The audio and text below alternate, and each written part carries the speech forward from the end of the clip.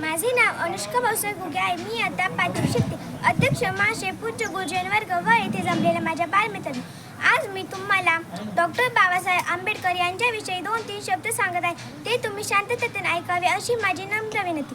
Doctor Babasaheb आंबेडकरांचा जन्म 14 April 1891 मध्ये मध्य प्रदेशातील इंदोर जवळील महू या गावी झाले. त्यांच्या वडिलांचे नाव रामजी व त्यांच्या आईचे नाव भीमाबाई असे होते.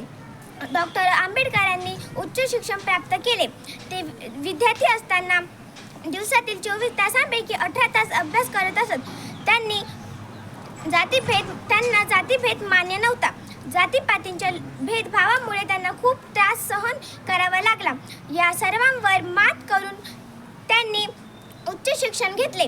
डॉक्टर बाबासाहेब आंबेडकर भारतीय राज्यघटनेचे शिल्पकार होते. त्यांनी अस्पृश्यांच्या उद्धारासाठी आयुष्यभर कार्य केले. ते जाते एवढे बोलून गेले, शिका, संघटित व्हा आणि न्यायासाठी संघर्ष करा. एवढे बोलून माझे 2-3 शब्द संपत्ती. जय हिंद, जय महाराष्ट्र. धन्यवाद.